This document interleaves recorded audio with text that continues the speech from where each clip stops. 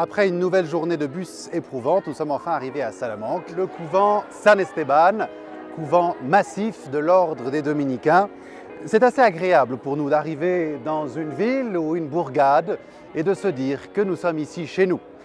Vincent Benoît Duret vous le présente avec son talent habituel.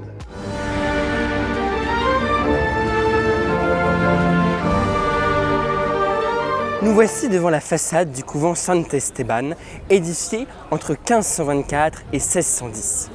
Sa façade est de style plateresque. Ce terme vient de l'espagnol platero, signifiant orfèvre. Et de fait, cette façade est un véritable bijou d'architecture. La pierre semble avoir été ciselée, telles les plus belles pièces d'orfèvrerie.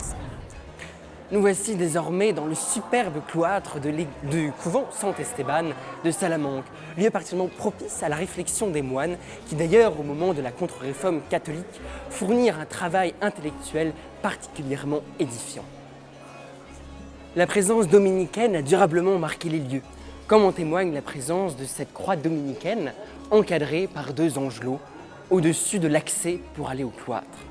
Nous sommes maintenant dans la nouvelle salle du chapitre, édifiée entre 1627 et 1634. Ce lieu est absolument primordial au sein d'un couvent.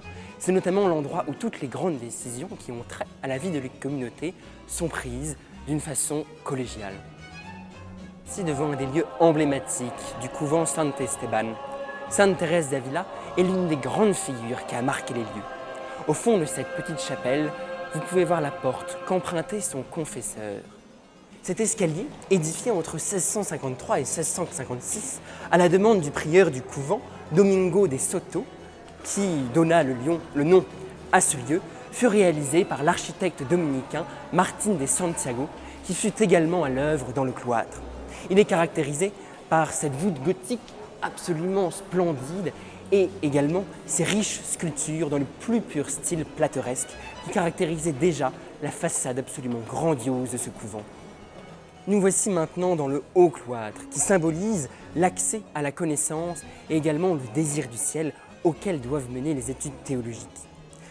D'ici, nous avons accès à l'emplacement pour la chorale au fond de l'église.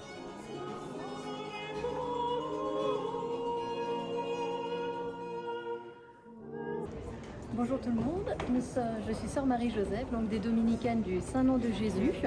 Nous sommes ici au couvent des Frères Dominicains à Salamanque, donc en route au pèlerinage à JMJ à Lisbonne. Voilà donc un cadre magnifique, très priant, qui a été l'occasion pour nos jeunes d'exprimer leur joie et de chanter. Donc pour la gloire de notre Seigneur. Alors je trouve que Salamanque c'est une super belle ville parce que l'architecture est incroyable vraiment. Il y a des super belles églises, surtout le couvent dominicain, il est incroyable.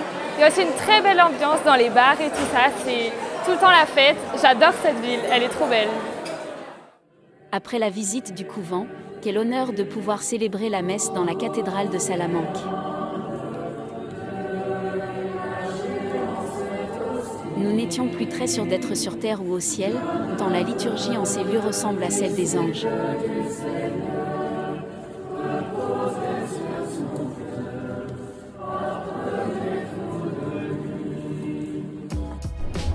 Dans l'éclatant élan des jours bénis, s'élève un frère humble et épanoui, dominicain de cœur et d'âme ardente, Manuel Marie, guide des âmes ferventes.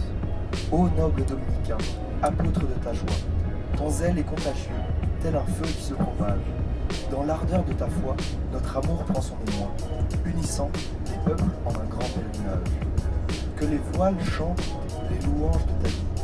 Fidèle serviteur, messager de l'unité, Manuel Marie, en toi, notre foi s'épanouit. Et dans Prédicatio, l'espoir est consacré. Connaissez-vous l'histoire Dominicain, du frère Manuel Marie, Dominicain, qui s'en alla un jour Dominicain, organiser les JMJ, Dominicain, fallu faire les équipes. Dominicain. Poème à la gloire de frère Manuel Marie. Ô vous, frère Manuel Marie, vous qui illuminez nos vies durant les 2 semaines de JMJ.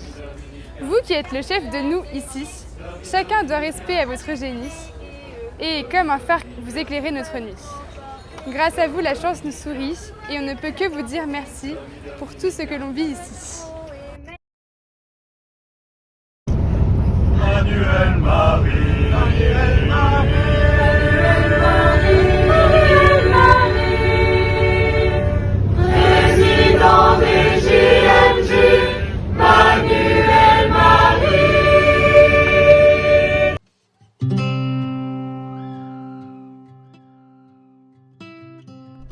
m'a le plus marqué ce matin à Salamanque, c'était pendant la messe de voir cette architecture de l'église, notamment le chœur avec les stalles, très travaillé, un immense chœur, et je me suis dit, à cette époque-là, on savait célébrer la gloire de Dieu. On a le chœur d'un côté, l'autre chœur d'une certaine façon de l'autre avec l'autel, puis cette allée centrale qui mène de l'un à l'autre, les bancs des fidèles de chaque côté, et toute la place laissée pour la splendeur de la liturgie.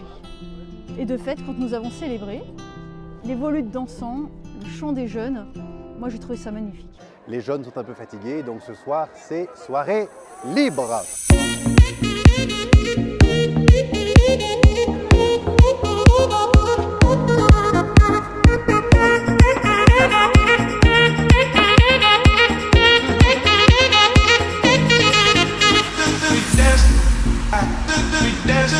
Alors c'est pas mal, c'est assez joli, ça manque de briques. Mais voilà, les dominicains, Saint Dominique l'a dit, voilà, l'humilité, tout ça là. Là on n'y est pas du tout. Donc ça dégage, on va mettre 3 blocs de béton pour une bonne... Notre-Dame du très saint béton. Voilà, ça, Notre-Dame du très saint rosaire, ça c'est l'exemple même d'un couvent comme on devrait les faire aujourd'hui pour les dominicains. Humilité, globalement t'as pas envie de regarder autre chose que Jésus, quoi. Parce que non, mais tu regardes dans la salamandre, oh, c'est beau, tu ne pries jamais. Comment tu veux prier en ce genre de choses?